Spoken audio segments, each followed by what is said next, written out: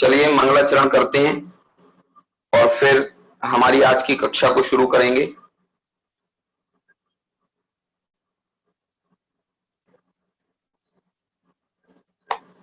मंगलाचरण। ओंकार वेदांत शुद्धात्म तत्वं प्रणमामि नित्यं तत्वार्थ सार्थम ज्ञानमयं सम्यक् दर्शनोत्तम सम्यक् चरणम चैतन्य रूपम। मालारोहण ग्रंथ जिसकी गाथा 6 पर हमने आज सुबह चर्चा की। कई लोग कक्षा में नहीं जुड़ पाए थे इस सुबह, जिन्होंने मेरे से बाद में कहा था कि उसकी मैं रिकॉर्डिंग आपको उपलब्ध कराऊं, लेकिन दुर्भाग्यपूर्ण ढंग से आज सुबह की कक्षा रिकॉर्ड नहीं हो पाई।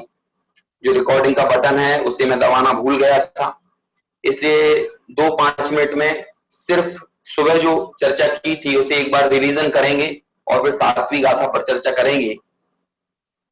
6वीं गाथा में तारण स्वामी ने जो स्वभाव की अनुभूति का जो उन्होंने सुर छेड़ा था, उसी सुर को आगे बढ़ाते हुए ऐसे उन महान पुरुषों को याद किया और उनके गीत गाए एक तरह से कि जिन लोगों ने मुक्ति के सुख को समझा है और उसको साधा है, ऐसे वे लोग शुद्ध सम्यक के धारी हैं और वही रागादि और पुण्य पाप से दूर हैं।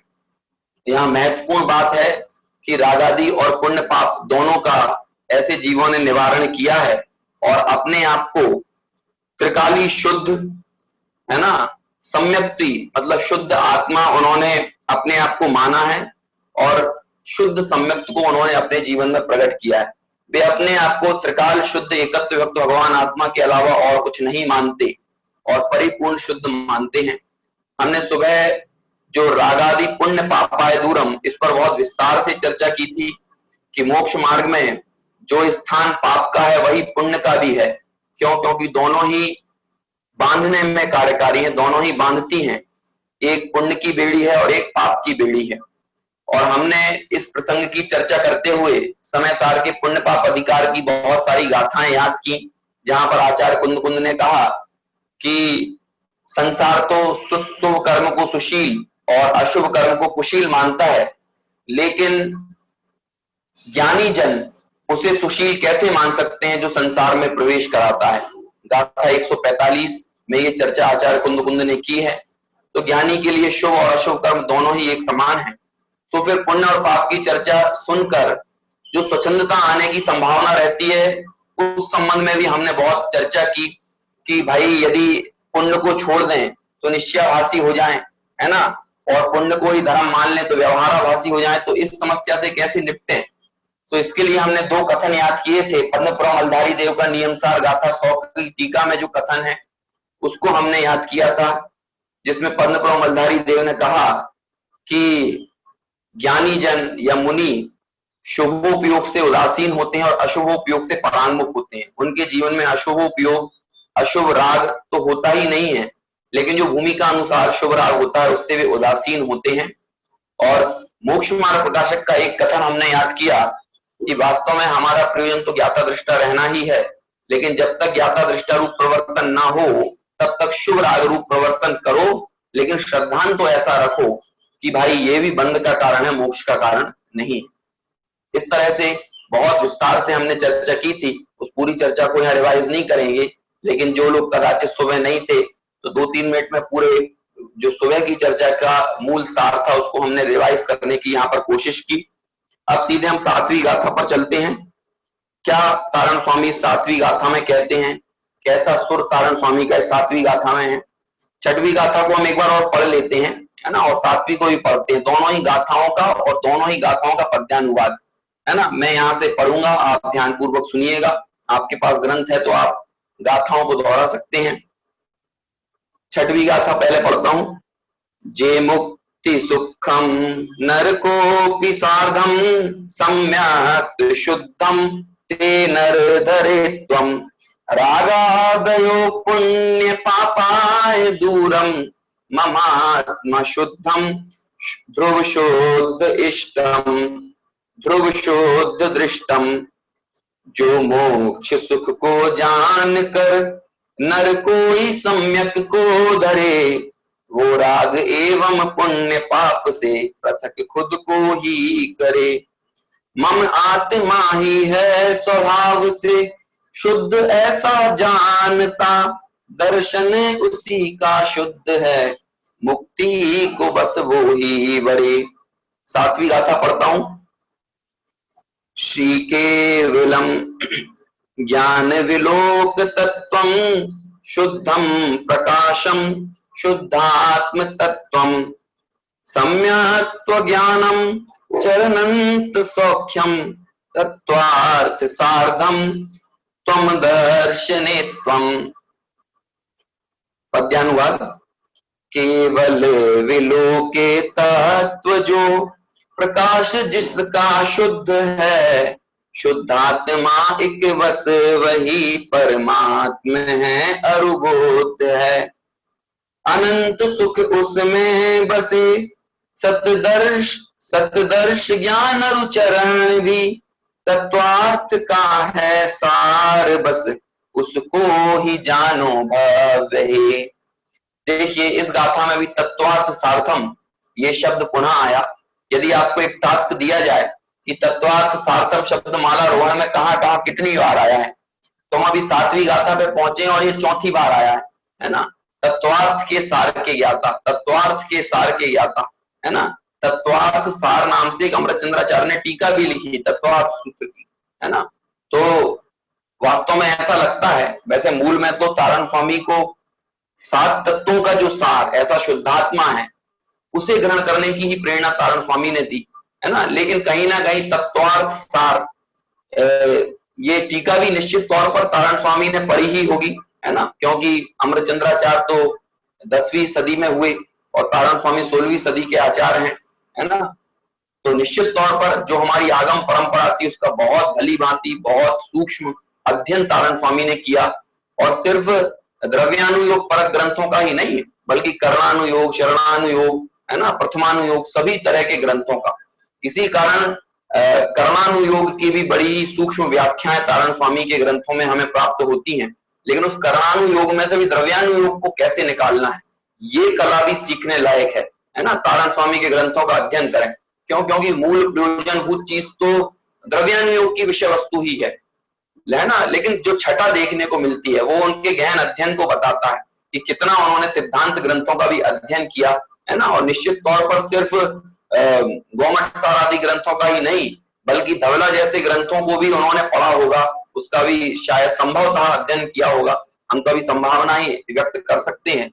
लेकिन कुल मिलाकर कहना ये है कि सभी अनुयोगों का बहुत ही गहन अध्ययन था। आत्मानुभवी तो थे ही, मतलब आगम का जो सार है उस आगम के सार उसके निचोड़ को भी उन्होंने जाना, आत्मानुभव किया, और उस आत्मानुभव मतलब स्वरूप में डुबकी लगाते हुए ये ग्रंथों की रचना की और हम सबको भी उसी मार्ग पर आगे बढ़ने की प्रेरणा दी, है ना। ऐसे महान महान चर्चाएं जो की, ऐसे संत के प्रति, ऐसे गुरु के प्रति, ऐसे आचार्य के प्रति हमें बहुमान ना है, ऐसा तो कैसे संभव हो सकता है ना। इसीलिए वो पंक्ति बहुत मायने रखती है, जो कदापि गुरु तार को और नहीं हो तो अवतार, मिथ्या भाव सागर विषय और कैसे लेते हैं पार, है ना। लेकिन मिथ्या भाव सागर से हम पार हों तो उनका उपकार हमारे लिए कार्यकारी है। लेकिन मिथ्यात्व के सागर में ही फंसे रहें, मिथ्यात्व की उलझन में ही उलझे रहें तो फिर वास्तव में हमने वो कृतज्ञता कैसे चुकाई, है ना। तो देखिए इस गाथा में भी तत्वार्थ सार ये शब्द आया, तत्वार्थ सार के ज्ञाता हैं और उन्होंने ही सम्यक दर्शन मतलब वही शुद्ध दृष्टि है, वही सददर्श के धारी हैं। कौन है? तो कहते हैं श्री केवलम ज्ञान विलोक तत्वम, कि जिस तत्व को विलोक, विलोक यानी देखा है, विलोक तत्वम जिस तत्व को देखा है, किसने? श्री केवलम, किसने देखा है? कि जिस तत्व को केवल ज्ञान में देखा है, जिस आत्म तत्व को केवल ज्ञानियों ने देखा है। तो आत्म तत्व को केवल ज्ञानियों ने कैसा देखा है? वो रागादि सहित देखा है, वो वर्णादि सहित देखा है, वो शरीर सहित देखा है, वो संयोगों सहित देखा है। तो कहते हैं नहीं, एकत्व विभक्त शुद्ध, है ना, एक ध्रुव अखंड ऐसा चैतन्य तत्व केवली भगवान ने देखा है।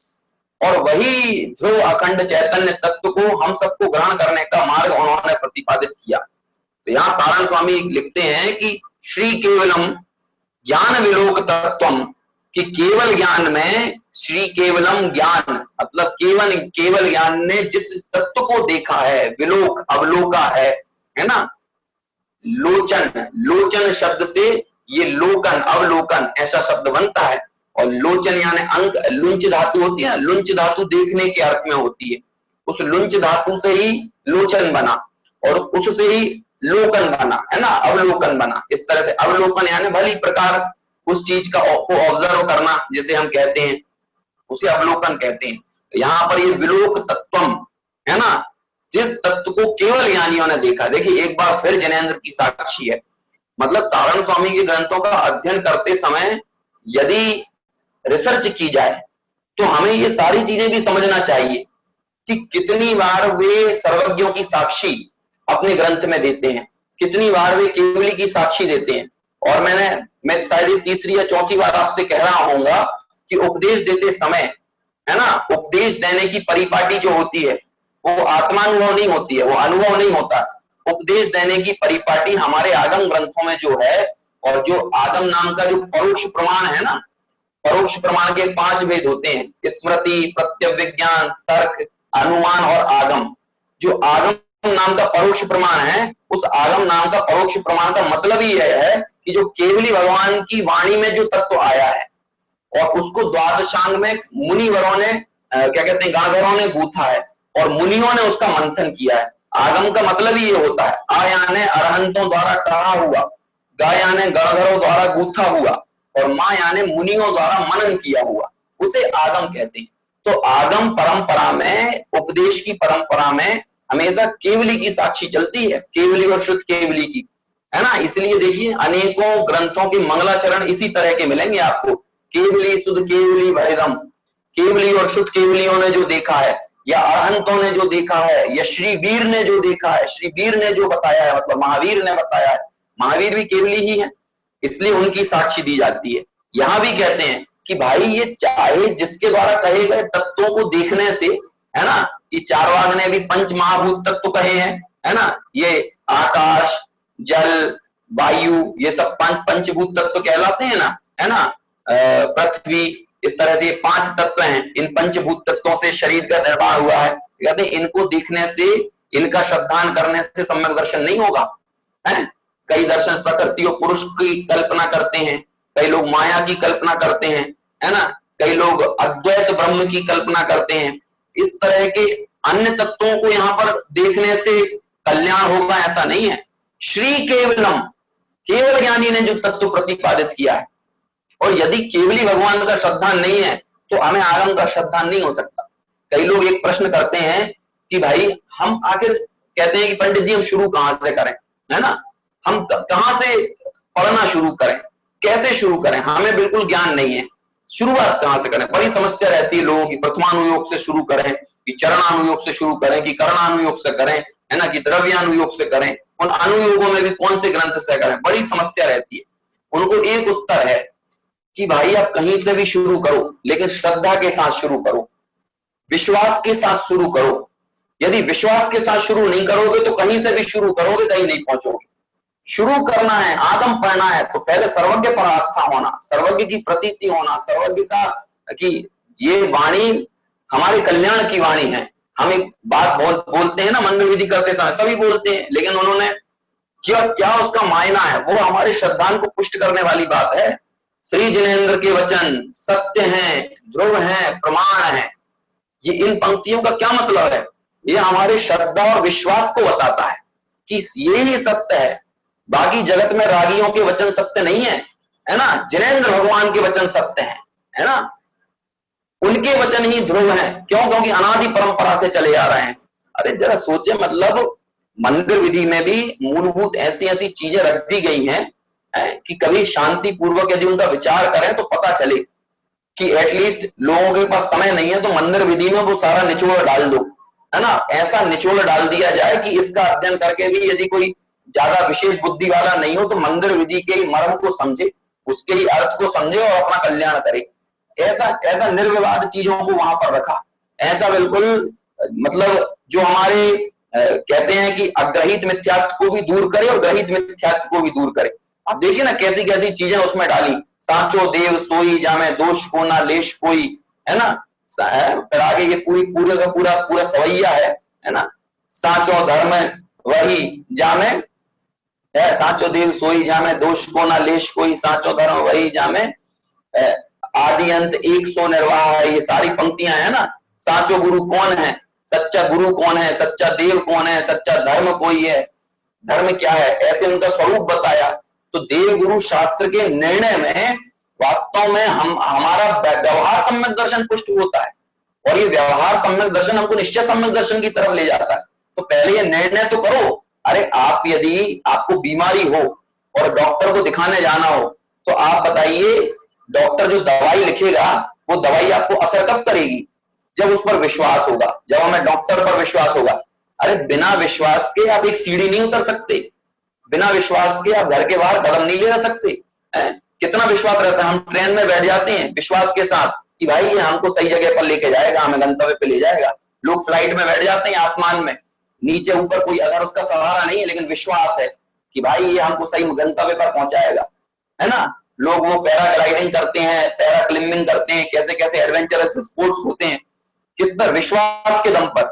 लेकिन जब हम आगम का श्रद्धान करते हैं तो विश्वास नहीं होता, हमें ये निर्णय नहीं होता कि यही बात सत्य है क्या नहीं। तो कहां से शुरू करें? यदि आपके दिमाग में प्रश्न उठे ना तो मैं कहता हूं विश्वास से शुरू करो। आप कहीं आपको कर्णानुयोग का अध्ययन करना हो, द्रव्यानुयोग का करना हो, प्रथमानुयोग का करना हो, विश्वास से कीजिए। प्रथमानुयोग की कथाएं विश्वास से पढ़िए कि हाँ ऐसे महापुरुष हुए हैं, ऐसी समता उनके जीवन में थी, ऐसी महान परिणति के धारी वे हुए हैं, है ना। पुराणों से बहुत सीख मिलती है किस तरह से प्रतिकूलताओं में भी हमारा साम्य भाव नहीं खोना है, कितना हमारी वीतराग परिणति को उन्नयन करें, क्योंकि चारों अनुयोगों का सार एक वीतरागता को ही पुष्ट करना है। अनुयोग किसी भी मिथ्या चीज को पुष्ट करने वाले नहीं है, बल्कि सम्यक अर्थ को ही पुष्ट करने वाले हैं, सम्यक श्रद्धान को ही बनाने वाले हैं। लेकिन ये मंत्र समझ में आए तो क्या लिखते हैं यहाँ, श्री केवलम ज्ञान विलोक तत्वम, है ना। जो केवल ज्ञानी ने अपने केवल ज्ञान में जिस तत्व को देखा है, ऐसे तत्व को अवलोको, ऐसे तत्व को अपना मेरा स्वरूप वही है, मैं उस रूप हूं, ऐसा निर्णय करो, ऐसा श्रद्धान करो, है ना। यदि ऐसा श्रद्धान पुष्ट नहीं होगा, ऐसी प्रतीति पुष्ट नहीं होगी तो कहते हैं कि फिर वो तत्वार्थ के सार का ज्ञाता नहीं है ना। तत्वार्थ के सार किसे कहा, तत्वार्थ का सार, है ना। शायद मैंने तीसरी कक्षा में ये चर्चा की थी कल शाम को, है उसको आप जिन लोगों ने ना सुना उसको फिर से सुनिएगा। तत्वार्थ का सार क्या है, क्या हमें होना चाहिए। तत्वार्थ के सार में 7 तत्व संबंधी भूल निकलती है बाहर, है और इसका बहुत अच्छा विवेचन पूर्णमल जी ने 7वें अधिकार में किया, 4थे अधिकार में भी चर्चा है ना। 7 तत्व संबंधी भूल, 7 तत्वों का अयथार्थ निर्णय। तो इस तरह जब आगम के पन्ने हम खंगालें, विद्वानों ने जो आगम को मतकर हमारे सामने उसका स्वरूप प्रतिपादित किया, ये सारी चीज जब हमें उसका अध्ययन हो, रुचि हो, मतलब मैं ये कहना चाहता हूं थोड़ा सा प्रैक्टिस करना पड़ेगा, अभ्यास करना पड़ेगा, है ना। हम लोग ये सोचें कि बस ये 6 दिन का शिविर है और 6 दिन अध्ययन किया जाए और फिर जय हरि, इतने से काम नहीं होगा भाई। बहुत क्या कहते हैं, मैंने कल भी कही थी ये बात कि अपना जीवन देना पड़ता है। क्यों? क्योंकि एक भाव में अनंत भावों का अभाव हमको करना है। कितना आगम से लगाव हो, जो ज्ञानी विद्वान हुए उन्होंने तो कहा कि यदि दिन में 4-5 घंटा यदि स्वाध्याय नहीं है ना, तो फिर ये समझिए कि वो रेगिस्तानी जीवन है। फिर हम हमारे स्वरूप के नजदीक कैसे आए। 4-5 घंटा तो बहुत बड़ी बात हो जाती है, 15 मिनट लोगों के जीवन में जिनवाणी का अध्ययन नहीं है। अब आप सोचिए कि हम गुरु महाराज के भक्त सिर्फ वेदियों पर रखे शास्त्रों को नमस्कार करके हो जाएंगे, या उनको खोलने के लिए उन्होंने रचना की है, या उनको नमस्कार करने मात्र के लिए रखी। वास्तव में स्वरूप जाने बगैर सच्चा नमस्कार होता ही नहीं है। निर्णय किए बगैर जो नमन की परंपरा, नमस्कार की परंपरा चलती है, वो तो भैया देखा देखी चलती है, उसमें कोई परीक्षा नहीं है, उसमें कोई अपना स्वविवेक नहीं है। लेकिन जब उनका अध्ययन किया जाए, खुद समझा जाए, है ना, मैं कोई बात कह रहा हूं इससे आप मत मानिए, बल्कि स्वयं निर्णय कीजिए, स्वयं आगम का अध्ययन कीजिए इसकी उसकी बात मानने से बात नहीं बनेगी, है ना। अरे कोई पंडित आगे क्या बात बता देगा आपको, आप अपना स्वयं विवेक लगाइए, मूल आचार्यों के शास्त्र पढ़िए, मूल आचार्यों के शास्त्र पढ़कर उन्होंने किस दिशा में हमको लेकर गए वहां लेकर जाइए, है ना। मेरे जैसे लोग आकर कोई बात आपसे कह रहे हैं और आप सीधे उसको स्वीकार कर लें, नहीं, आप अपनी उसी बुद्धि पर तौलिए, तर्क पर तौलिए, युक्ति से तौलिए, आगम से मिलाइए। यदि आगम से मेरी बात नहीं मिलती है तो मेरी बात बिल्कुल मत मानिए, मेरी कोई हस्ती नहीं है, समझ में आया ना। क्यों? क्योंकि हमारा धर्म व्यक्तिनिष्ठ नहीं है, वस्तुनिष्ठ है। हमारा श्रद्धान वस्तु के स्वभाव पर होना चाहिए, व्यक्ति पर हमारी निष्ठा नहीं होना चाहिए। क्यों? यदि व्यक्ति पर हमारी निष्ठा रहेगी तो विवाद होगा, हम विसंवाद को पैदा करेंगे, हम मूल तत्व को ग्रहण करने वाले नहीं बन सकते हैं, है ना। तो यहां देखिए कितनी बार केवली की साक्षी देते हैं, जिनेन्द्र की साक्षी देते हैं कि श्री केवलम ज्ञान विलोक तत्वम, कि केवली भगवंतों ने जिस महान तत्व का अवलोकन किया है, शुद्धम प्रकाशम शुद्धात्म तत्वम है, और वो कैसा तत्व उन्होंने अवलोका है, तो कहते हैं कि जिसका प्रकाश शुद्ध है ना, जो शुद्धात्म तत्वम, शुद्धात्म रूप है, परम पवित्र है, शुद्ध है ना, अखंड है, अभेद है, ध्रुव है। पिछली गाथा में ध्रुव शब्द डाला था, यहां पर शुद्धम प्रकाशम ये शब्द डाला है ना।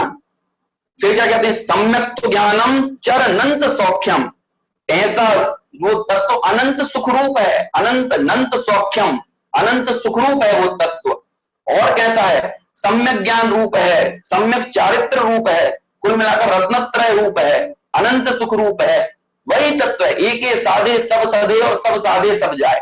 अपन ने सुनी ना ये पंक्तियां कि आप एक को साधेंगे तो सब सदेगा, एक को साधेंगे तो रत्नत्रय सदेगा, एक को स्वभाव को साधेंगे तो देवगुरु शास्त्र की श्रद्धा सदेगी, एक को साधेंगे तो चार अनुयोग का श्रद्धांत सदेगा, सारी चीजें सदेंगी। एक साधे सब सदे। और आप इस शुद्धात्म तत्व को ना साधें और अन्य तमाम चीजों को साधने के चक्कर में पड़े रहें तो कहते हैं आप कभी कामयाब नहीं हो पाएंगे, है ना। क्या लिखते हैं कि सम्यक ज्ञानम चर अनंत सौख्यम, ऐसा वो तत्व केवली भगवान ने जो तत्व देखा वो कैसा है, अनंत सुखरूप है। और कैसा है, सम्यक ज्ञान और सम्यक चारित्र रूप है। तत्वार्थ साधम तम दर्शनेत्तम, और ऐसे उस तत्व को जो समझे, वास्तव में वही तत्वार्थ का सार है ना। जिसने आत्मा को जाना उसने ही तत्वार्थ को जाना, और जिसने आत्मा को नहीं जाना उसने तत्वार्थ को नहीं जाना, उसने तत्वार्थ के सार को नहीं ग्रहण किया, तत्वार्थ के सार को नहीं समझा।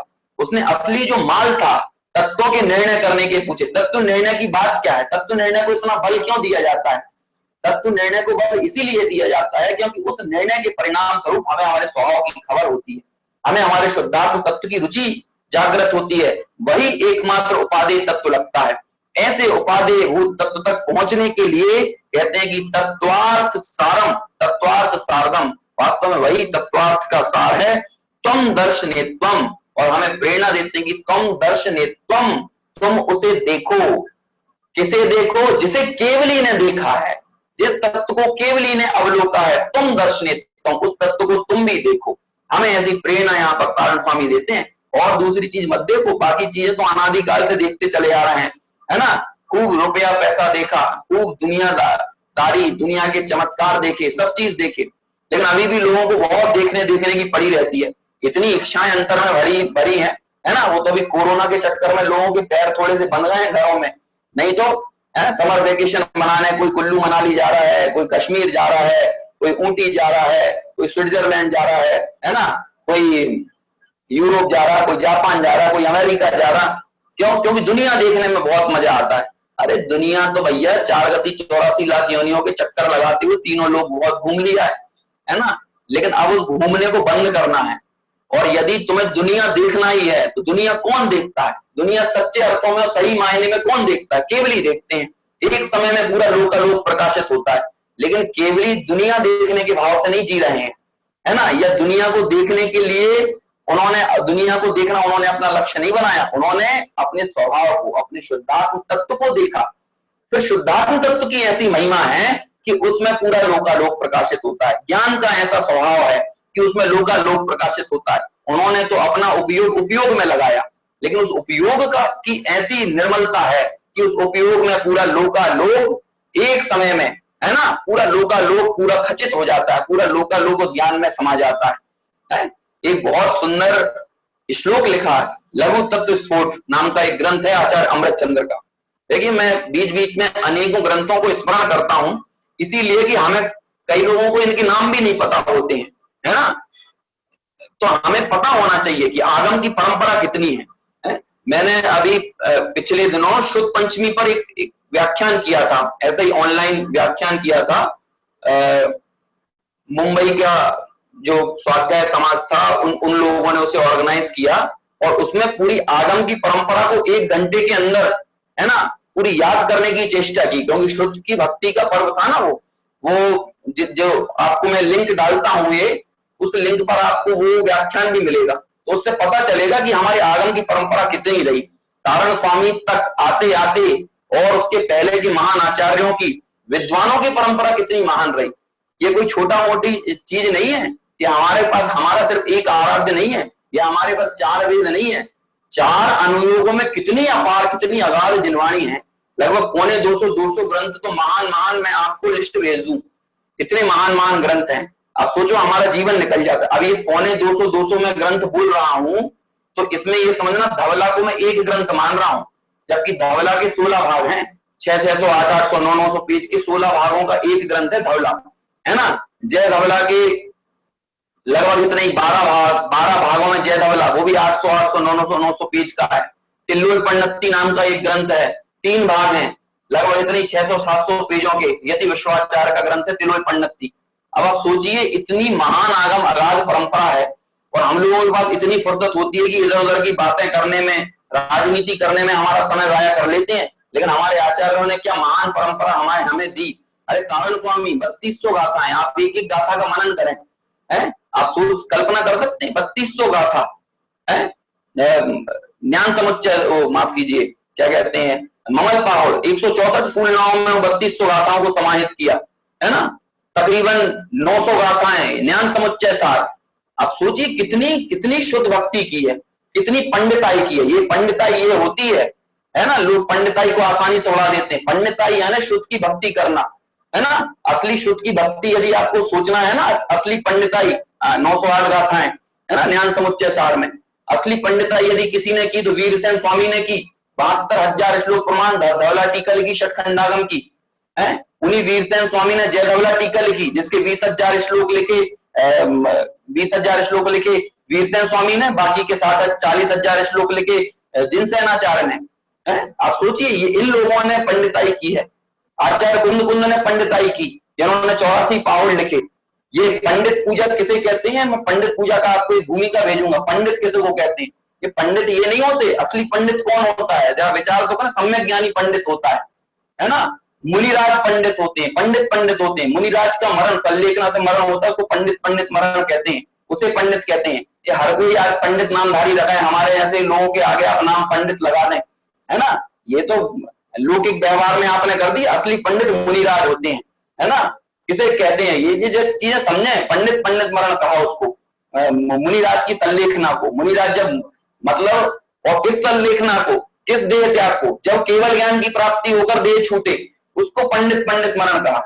और नॉर्मल यदि देह छूटे और सर्वार्थ सिद्धि आदि हो तो उसको पंडित मरण कहा, है ना। और ये भगवती आराधना ग्रंथ पूरा इसी चीज पर लिखा हुआ है, मरणों को बताने वाला ग्रंथ है ना। एक परमानंद स्तोत्र करके है, उसमें पंडित, असली पंडित किसको कहते हैं, ये गाथाएं हैं, श्लोक हैं, बहुत सुंदर सुंदर चर्चाएं हैं।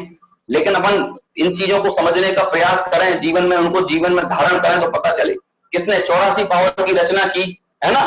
तब वो पंडिताई किसे कहते हैं ये बात समझ में आए, है ना। तारण स्वामी ने पंडिताई की, असली पंडिताई आपको कहना है। ये शुद्ध की भक्ति वो पंडिताई होती है कि जिन्होंने इतने महान महान ग्रंथों की रचना की, 3200 गाथाओं प्रमाण ऐसे ग्रंथ लिखे, ये पंडिताई, है ना। देखिए यहाँ क्या कहते हैं कि भाई वो केवली की परंपरा से जोड़ रहे हैं अपनी बात को, कि श्री केवलम ज्ञान विलोक तत्वम, जो केवली भगवान ने जिस ज्ञान का अवलोकन किया है, शुद्धम प्रकाशम शुद्धात्म तत्वम, और कैसा है वो अवलोकन करने वाला तत्व कि जिसका प्रकाश शुद्ध है। और कैसा है ना, जिसका प्रकाश शुद्ध है। अब ये कह रहे हैं प्रकाश शुद्ध क्या होता है। आत्मा में एक प्रकाशत्व नाम की शक्ति होती है ना। 47 शक्तियों का जो आचार्य अमृतचंद्र ने समय सार का परिशिष्ट अधिकार है। वो उसमें आचार्य अमृतचंद्र ने 47 शक्तियों की चर्चा की। उसमें एक आत्मा की प्रकाश शक्ति होती है जिसका शुद्ध प्रकाश है। उस प्रकाश शक्ति को यदि हम समझें तो पता चले कि भाई शुद्धम प्रकाशम आखिर चीज क्या है ना। देखिए मैंने ये शुद्धम प्रकाशम है ना और ज्ञान ज्ञेयता को बताने के लिए एक प्रवचन सार ग्रंथ में एक की तत्व प्रदीपिका टीका में आचार्य अमृतचंद्र का कलश है ना। मैं उसका आपको अर्थ बताता हूं, उस गाथा से आप इसको रिलेट करने की कोशिश कीजिएगा। मैं पूरा कलश नहीं पढ़ रहा हूं वो, है ना, क्योंकि उसे पढ़ूंगा तो हमारा समय भी ज्यादा होगा। कि जिसने, देखिए केवली भगवान को ऐसे कहा जाता है कि केवली निश्चय से अपनी आत्मा को जानते हैं और व्यवहार से पर पदार्थों को जानते हैं, लोकालोक को जानते हैं, है ना, ये चर्चा है।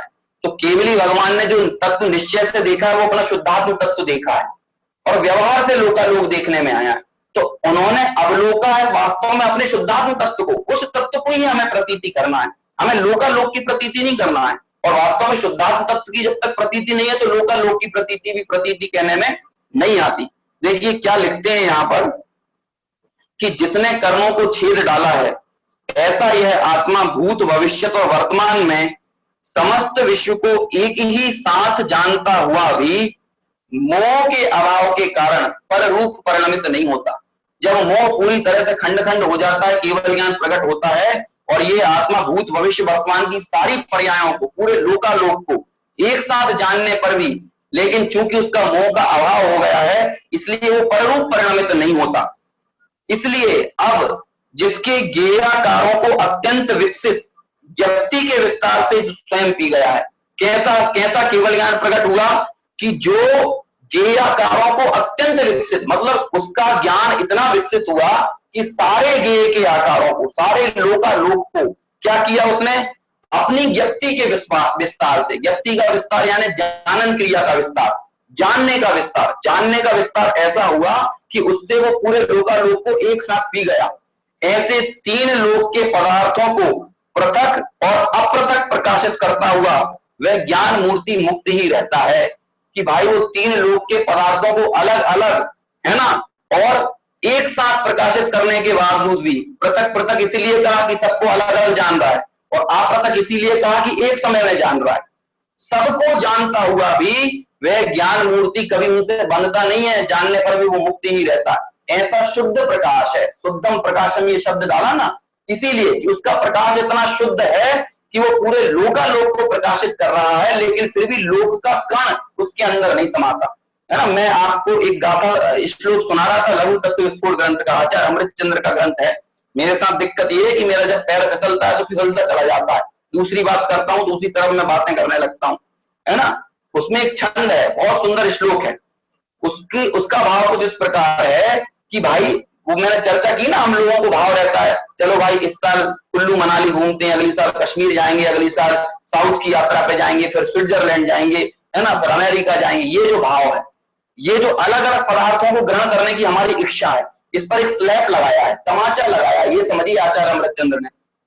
वो लिखते हैं कि अरे क्यों भाई तू इस दुनिया के पदार्थों को अलग अलग जानकर बैल की भांति जुगाली करता है। क्या लिखा है, इन पदार्थों को अलग अलग जानकर बैल की भांति जुगाली करता है। हम लोगों को रहना है ना, अलग अलग पदार्थों को जानना चाहते हैं, है ना। अभी बफे सिस्टम में जाते हैं लोग बाग, तो फिर पहले क्या करेंगे, पहले पूरा मुआयना करके आएंगे कहाँ क्या क्या रखा है, और फिर कहेंगे भैया पहले रसगुल्ला खाएंगे, फिर पानी पूरी खाएंगे, फिर ये खाएंगे, फिर वो खाएंगे, ऐसी तृप्ति से भरे रहते हैं और फिर अलग अलग जाकर उनका क्रम क्रम से टेस्ट लेते हैं।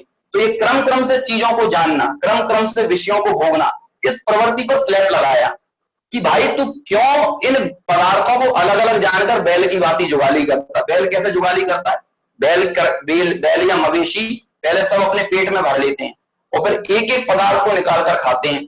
ऐसे हम लोग अनंत इच्छाओं से भरे हुए हैं और फिर ये सब इच्छाओं को एक साथ तो पूरी नहीं कर सकते, एक एक इच्छा को पूरी करते हैं। हमारा मन तो है पूरी दुनिया घूमने का, लेकिन सारी दुनिया एक साथ तो नहीं घूम पाएंगे ना, इसलिए इस साल चलो भैया कश्मीर, अगली साल चलो शिमला, उसके बाद चलो ऊटी, है ना। एक एक करके एक एक इच्छा को निकालकर उसकी जुगाली करते हैं, उसको खाते हैं, मतलब उसको भोगते हैं, है ना। तो कहते हैं कि भाई तू क्यों एक एक पदार्थ को अलग अलग जानकर बैल की भांति जुगाली करता है, पूरे विश्व को ही एक साथ क्यों नहीं जान लेता? तेरे में सामर्थ्य तो यह है कि पूरा विश्व एक साथ जान ले, लेकिन तू अपने स्वरूप को भूलकर पदार्थों की एक एक करके जुगाली करने जाता है। इस प्रवृत्ति पर उन्होंने ये स्लैब लगाया है ना।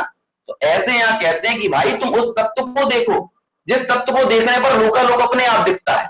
वास्तव में लोकालोक देखने के लिए स्वभाव के तत्व को नहीं देखना, बल्कि वो मेरा स्वरूप है, मैं उस रूप ही हूं।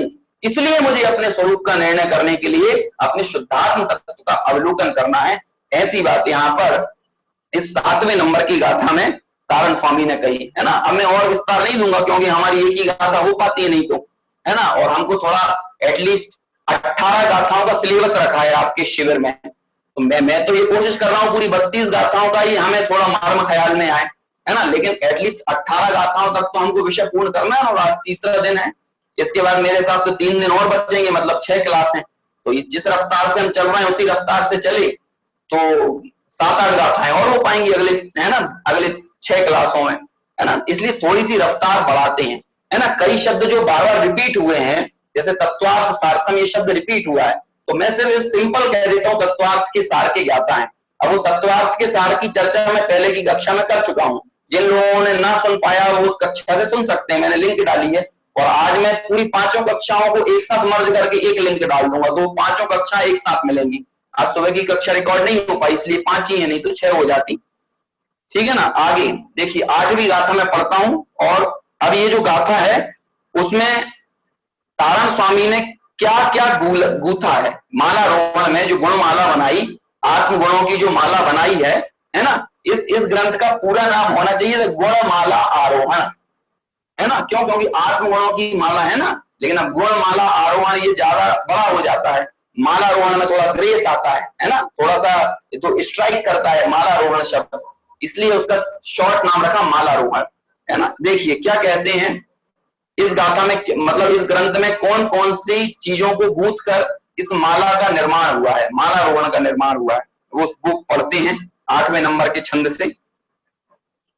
सम्यक् तु शुद्धम हृदयं ममस्तम तस्य गुणे माला गुथतस्य वीर्यम देवादिदेव गुरु ग्रंथ मुक्तम धर्मम अहिंसा क्षमा उत्तमध्यम। क्या लिखते हैं? पद्यानुवाद पढ़ूंगा। मेरे हृदय में एक वस सम्यक का ही वास है, निज शक्ति के अनुसार गुणमाला उसी की गूंथता। निर्ग्रंथ गुरु और जिन देव उसमें ही बसे, है क्षमा जिसका मूल उस अहिंसा धर्म से भी है सहित। देखिए क्या कहते हैं, क्या क्या इस गुणमाला में गूथा है। आगे भी कुछ गाथाएं आएंगी जिसमें ये बताया जाएगा कि किन किन चीजों से इस गुणमाला का निर्माण हुआ है ना। देखिए, मेरे हृदय में शुद्ध सम्यक दर्शन है ना। मम हृदयम सम्यक शुद्धम हृदयम ममस्तम, है ना। मेरे हृदय में शुद्ध सम्यक दर्शन का वास है। ऐसे उस सम्यक दर्शन से या उस सम्यक दर्शन की ही गुणमाला, तस्य गुणमाला, उस सम्यक दर्शन की ही गुणमाला, क्योंकि सम्यक दर्शन प्रधान ग्रंथ है ना, ये दर्शन प्रधान ग्रंथ है। सम्यक दृष्टि के मुरीद हैं तारण स्वामी, सम्यक दृष्टि की महिमा गाई है। सम्यक दर्शन सहित यदि गृहस्थ भी है तो तारण स्वामी की नजर में उसकी कद्र है, और सम्यक दर्शन से रहित यदि मुनि भी है, वेशधारी भी है, तपस्वी भी है, लेकिन उसकी कोई कद्र नहीं है ना। सम्यक दर्शन की महिमा ज्ञानियों को वास्तव में उसकी मतलब क्योंकि सम्यक दर्शन की महिमा का मतलब है उस सम्यक दृष्टि जीव ने अपने स्वभाव की प्रतीति की, स्वभाव की अनुभूति की। तो बल तो वास्तव में स्वभाव का है, स्वरूप का है, लेकिन स्वभाव की प्रतीति करने वाले जीव के पर्याय में सम्यक दर्शन प्रकट हुआ है। इसलिए सम्यक दर्शन की महिमा गाने का मतलब उस स्वभाव की ही महिमा करना है, स्वभाव के ही गीत गाना है। क्यों? क्योंकि सम्यक दर्शन खुद अपने आप को भूला बैठा है। सम्यक दर्शन तो एक आत्मा को, आत्मा रूप ही अपने आप को मानता है। मतलब सम्यक दर्शन की पर्याय का यदि लेबोरेटरी में टेस्ट किया जाए तो सम्यक दर्शन की पर्याय में सम्यक दर्शन कहीं नहीं मिलेगा। सम्यक दर्शन ने की उस एक समय की पर्याय ने अपना कोना कोना त्रिकालीय ध्रुव के लिए खाली कर दिया। कोने कोने में यदि कोई एक चीज पसरी है उस ज्ञान की उस पर्याय में, उस श्रद्धा की उस पर्याय में कोई यदि पसरा हुआ है, किसी एक तत्व की प्रतीति है, एक तत्व का दृढ़ श्रद्धान है, तो वो अपना त्रिकाली ध्रुव भगवान आत्मा है। इसलिए सम्यक दर्शन की महिमा का मतलब है अपने स्वरूप की महिमा, है ना, अपने भगवत पने की महिमा, अपने द्रव्य स्वभाव की महिमा। द्रव्य स्वभाव चीज क्या है, मतलब जिस ज्ञानी ने उसको पकड़ा है वो जानता है कि आखिर वो वास्तव में चीज क्या है ना। पारसमणि है, वास्तव में एक समय की पर्याय ऐसी अनेकों पर्यायों को देने वाला है। आपसे कोई सवाल करे, मैंने शायद ये उदाहरण दिया या नहीं दिया, दोबारा रिपीट कर रहा होगा हो सकता है, लेकिन मेरे को स्मरण नहीं आता कि आपसे यदि प्रश्न करें कि भाई आपको एक समय का मतलब आपको 1 किलो सोना चाहिए है, या आपको नहीं 100 टन आपको सोना चाहिए है, या फिर 1 तोले की 1 ग्राम का पारसमणि चाहिए, तो बताइए क्या क्या चुनेंगे आप? जो समझदार व्यक्ति होगा वो 100 टन सोना नहीं चुनेगा, एक ग्राम की पारसमणि चुनेगा। क्यों? क्योंकि 1 ग्राम की पारसमणि से वो जितना चाहे सोना बना सकता है। ऐसे ही वास्तव में आपको एक समय की सम्यक दर्शन पर्याय चाहिए, या जो अनंत सम्यक दर्शन को पर्याय को उगल देता है, अनेक केवल ज्ञान की पर्याय को उगल देता है, ऐसा अपना त्रिकाली द्रव्य स्वभाव चाहिए, अपना शुद्धात्म तत्व चाहिए, है ना। तो जब शुद्धात्म तत्व का बल आता है तो संसार शरीर भोगों के बल की तो बात ही छोड़ दीजिए, पर्याय की भी कदर नहीं रहती, पर्याय की भी महिमा नहीं आती। और सम्यक दर्शन की पर्याय महान इसीलिए है क्योंकि सम्यक दर्शन की पर्याय अपने आप को भी भूलकर सिर्फ त्रिकाली द्रव्य को विषय बनाती है और अपना परिचय भी त्रिकाली द्रव्य रूप देती है। अपने को शुद्धात्म तत्व ही मानती है, वो पर्याय नहीं मानती बल्कि द्रव्य मानती है ना। वेदन तो पर्याय में होता है लेकिन अवलंबन द्रव्य का होता है। क्या बोला पता नहीं, बात समझ में आई क्या नहीं आई, लेकिन सुन लीजिए, जितनी भी बात समझ में आई कभी मौका मिला तो विस्तार से चर्चा करेंगे। वेदन पर्याय में होता है लेकिन अवलंबन द्रव्य का होता है। सुख और दुख का वेदन पर्याय में है, लेकिन जिसे पर का अवलंबन है पर्याय में दुख का वेदन है, और स्व का अवलंबन है तो पर्याय में सुख का वेदन है। अवलंबन द्रव्य का और वेदन पर्याय में है ना। वेदन द्रव्य में नहीं है, वेदन तो पर्याय में है, भोगने वाली पर्याय है, लेकिन सुख को वही पर्याय भोगती है जो अपने त्रिकाली द्रव्य का अवलंबन लेती है। ये प्रकट होने वाली ज्ञान की पर्याय जब ज्ञेयों में लुब्ध नहीं होती और अपने त्रिकाली ज्ञायक में के प्रति अपना समर्पण देती है, तब जाकर ये एक समय की ज्ञान की पर्याय, जो ज्ञान की पर्याय अपने आप को शरीर मान रही है, स्त्री पुत्र मित्र कुटुंब मान रही है, संयोग रूप मान रही है, यही ज्ञान की पर्याय जब त्रिकाली द्रव्य का अवलंबन लेकर अपना सर्वस्व उसको दे देती है, तभी वास्तव में वही महान पर्याय सम्यक दर्शन नाम पाती है। ऐसी बात है। यहाँ तारण स्वामी लिखते हैं कि सम्यक तो शुद्धम हृदय ममस्तम, मेरे हृदय में शुद्ध सम्यक दर्शन का वास है। घोषणा करते हैं मैं हूं, मैं भाई साहब सम्यक दृष्टि हूं। और ये कोई आश्चर्य की बात नहीं है, कोई ये नहीं कहने लगना कि अपने मुंह से अपने मुंह मिट्टू बन रहे हो। अरे सम्यक दृष्टि यदि है तो वो झूठ तो नहीं बोलेगा। आप कहोगे कि तुम्हें सम्यक दर्शन है तो हाँ है, यदि है तो है। अब ये बात अलग है, कई लोग कपट के आधार से चाहे जिसको सम्यक दर्शन कहने लगते हैं, अब उनकी बात जाने दीजिए, हम उनकी आलोचना प्रत्यालोचना में नहीं पड़ेंगे, लेकिन ज्ञानी तो ऐसी ही बात करते हैं। अमृत चंद्राचार्य ने एक जगह लिखा प्रवचन सार ग्रंथ की टीका में, आम अयम मोक्ष प्रतिनिधि, ऐसा कहते हैं, मैं हूं मोक्ष का प्रतिनिधि। और वो कहते हैं आओ मुझे अपना हाथ दो और मैं भी तुमको उसी मोक्षपुर में लेकर चलूं, मैं भी तुमको उसी सिद्धालय की ओर लेके चलूं जिस सिद्धालय की तरफ मैं गमन कर रहा हूं। आम अयम, मैं हूं मोक्ष का प्रतिनिधि, है ना, आप आओ तो सही। मैं हूं क्या कहते हैं कि चरित्र का धारी, है ना, मैं हूं शरणागत सूचक चूलिका जब लिखी है प्रवचन सार ग्रंथ की 200 गाथाओं के बाद, तो ये बात कहते हैं मैं मोक्ष का प्रतिनिधि हूं और उस मुक्ति की पूर्ति सम्यक्त चारित्र के बल पर होती है। आइए, सम्यक्त चारित्र मतलब चारित्र की पूर्णता, संयम की पूर्णता, है ना, संयम को बताने के लिए। क्यों? क्योंकि श्रद्धा यदि चारित्र में न परिवर्तित हो, ये बात अलग है कि जब सम्यक दर्शन होता है तो वो चारित्र का अनुगामी होता ही है ना, उसके जीवन में देश संयम और उसके जीवन में सकल संयम आता ही आता है ना। मुनिराज के मार्ग पर आगे बढ़ता ही है, मुनि बनता ही है ना, इसमें आश्चर्य की बात नहीं है।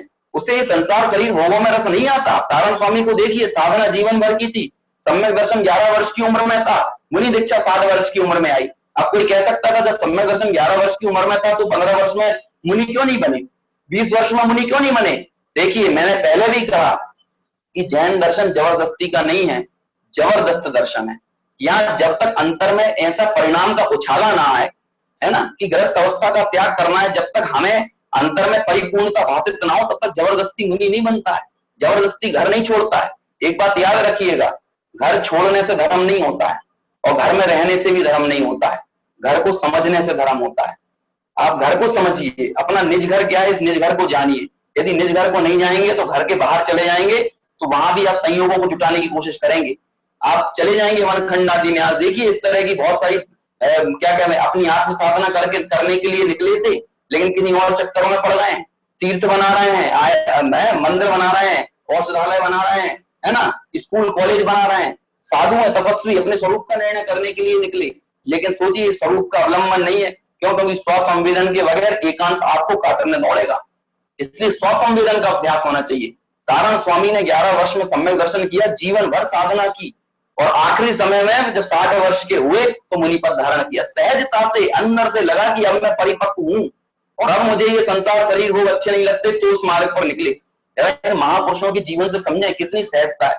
आप जबरदस्ती किसी को मत कहिए, या जबरदस्ती खुद भी भावुक मत हो जाइए और घर छोड़ के जंगल चले, है ना।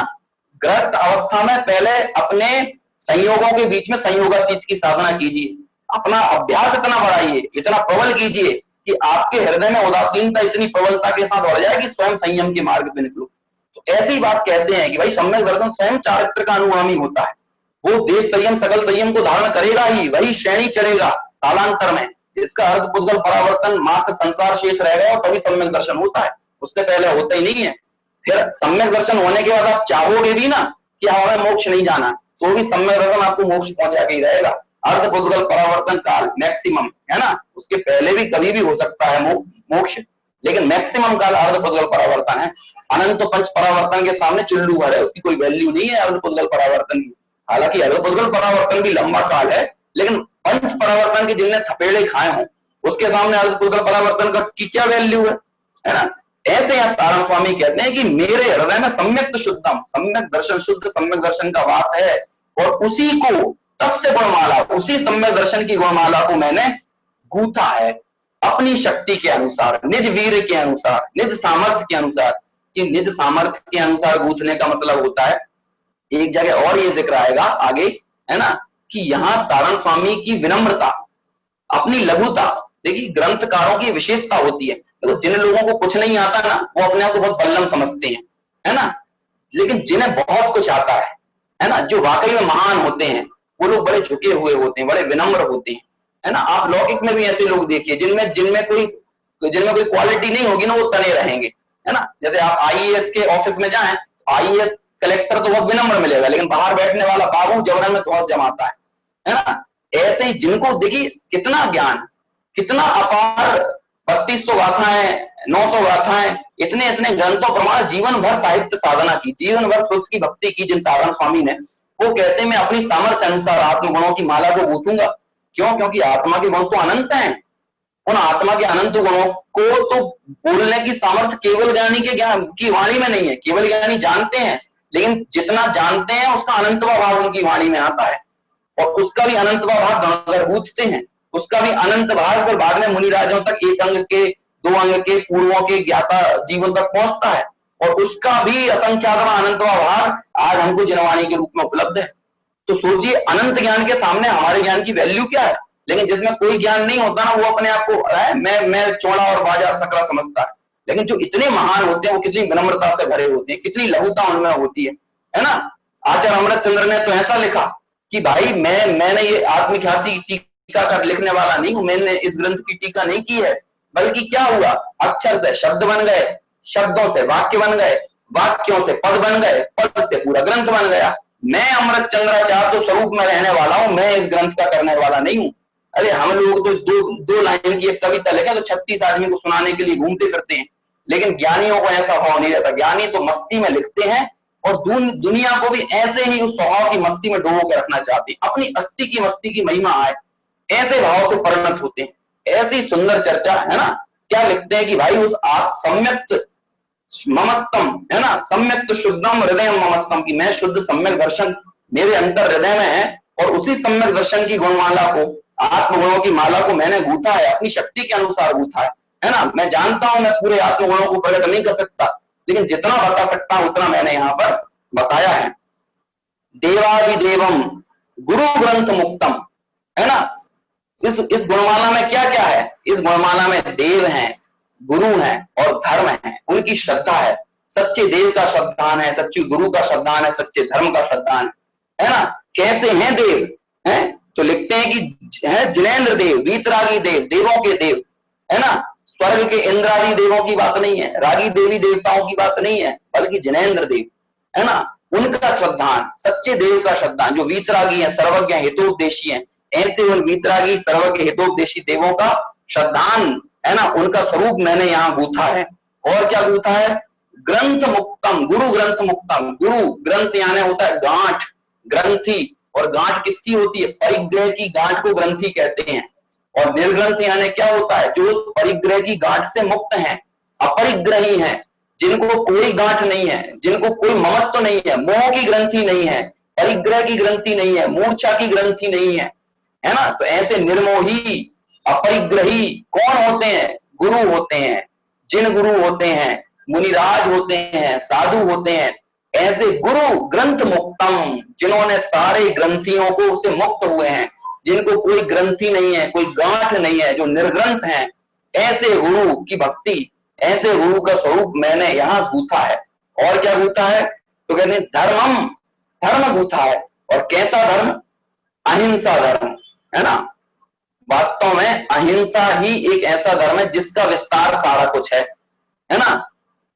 मूल गुणों में सिर्फ एक अहिंसा नाम का मूल गुण हुआ करता है, लेकिन फिर उस अहिंसा मूल गुणों का ही विस्तार 28 मूल गुणों के रूप में हमें नजर आता है। ठीक है ना। अब कुछ कभी मैं चर्चा करूंगा कि 28 मूल गुण तो बाद में काल परिवर्तन आने के कारण इतने विस्तार से मुनि राजों का स्वरूप मूल गुणों और उत्तर गुणों में समझाना पड़ा। लेकिन जो चौथे काल में शुरुआती तीर्थंकर हुआ करते थे, तब तो मुनिराज का बस एक नियम होता था, एक महाव्रत, सर्व सावध्य का त्याग। सर्व सावध्य के त्याग रूप क्रियाओं में 28 मूल गुण गर्भित हो जाते हैं, सारे उत्तर गुण गर्भित हो जाते हैं। लेकिन सच्ची अहिंसा क्या है, पहले ये समझें। पहले तो अंतर में राग द्वेष की उत्पत्ति ना होना अहिंसा है। मतलब राग द्वेष का ना होना ये धर्म है, पहले में पहले, है ना। क्योंकि बाहर में जो हिंसा रूप क्रिया दिखती है वो इसी राग द्वेष का विस्तार है ना। पहले तो अंतर में राग द्वेष के रूप दुर्भावों की उत्पत्ति ना हो, ये प्रयत्न हो, और बाहर में बाद में अन्य जीवों के मेरे दुर्भावों के कारण, है ना, उनका घात ना हो, उन्हें दुख ना हो, उन्हें क्लेश ना हो, इस तरह की प्रवृत्ति, इस तरह का आचरण, उस प्रवृत्ति को बाहर से व्यवहार अहिंसा कहते हैं। और पूरे 28 मूलों इसी का विस्तार है। देखिए एक बात मैं बोलता हूं, तो चूंकि मुनिराज की का प्रकरण निकला कि मुनिराज 28 मूल गुणों का पालन नहीं करते, मुनिराज समितियों का पालन नहीं करते, गुप्तियों का पालन नहीं करते, तो फिर क्या करते हैं? मुनिराज जो करते हैं उसे 28 मूल गुण कहते हैं। मुनिराज इतने विकल्पों में होकर नहीं गुजरते कि मुझे ये पालना है, ये पालना है। उनका जीवन सहज ऐसा होता है कि जब आप उस जीवन को देखते हो तो उस जीवन की उन क्रियाओं को विभक्त कर देते हो 28 मूल गुणों में। वो तो एक स्वरूप को साधने निकलते हैं, वो 28 मूल गुणों को साधने भी नहीं निकलते, लेकिन स्वरूप को साधने के क्रम में जो उनका बाहर व्यवहार आचरण होता है उसे 28 मूल गुण नाम हम दे देते हैं, है ना। वो भी व्यवहार चारित्र है, लेकिन निश्चय चारित्र के साथ वो व्यवहार चारित्र स्वयं होता ही है, उसके लिए अलग से उपक्रम नहीं करना पड़ता। तो इस तरह गुरु ग्रंथ मुक्तम, ऐसे गुरुओं का स्वरूप बताया। और धर्मम, अहिंसा धर्म, है ना, जो राग द्वेष की निवृत्ति रूप, है ना, निश्चय अहिंसा धर्म है, ऐसे अहिंसा धर्म को भी इस गुणमाला में गूथा है। इस तरह देव गुरु धर्म की भक्ति, देव गुरु धर्म का श्रद्धान, है ना, देव गुरु धर्म की महिमा है, उसको यहाँ पर उल्लिखित करते हुए, प्रतिपादित करते हुए, अपनी गुणमाला में गूंथते हुए तारण स्वामी इस चर्चा को आगे बढ़ा रहे हैं। लेकिन इन सब चर्चाओं के बीच में जो उनका ध्येय है वो एक त्रिकाली शुद्ध भगवान आत्मा है, उसे ही तत्वार्थ का सार कहा है। ऐसे उस तत्वार्थ के सार शुद्धात्म स्वरूप की प्रतीति अवलंबन का नाम वही सम्यक दर्शन है, वही सम्यक ज्ञान, वही सम्यक चारित्र, और वही कालांतर में केवल ज्ञान में परिणत होता है। इस तरह से आज गाथाओं की हमारी चर्चा हुई। अब आगे का जो प्रकरण है उसकी चर्चा भी हम अपने यथा समय जब कल की कक्षा में 9वीं गाथा से हमारी चर्चा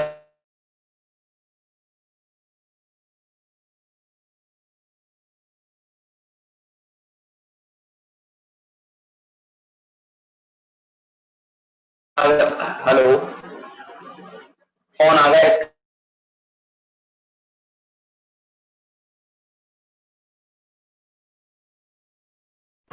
और जो उसकी विशेष चर्चा है वो आप कम कहा, उसमें ही आप ज्यादा समझना, विशेष समझना, बारंबार इसका अध्ययन करना। और जब अध्ययन करेंगे तो तारण स्वामी के हृदय को भी समझेंगे। अभी अपनी वाणी को यहीं विराम देता हूं, जिनवाणी स्तुति करेंगे। जावाणी के ज्ञान से सूझे लोकालो, सोवाणी मस्तक नमो सदा देत पद ढो, सदा देत पद ढो।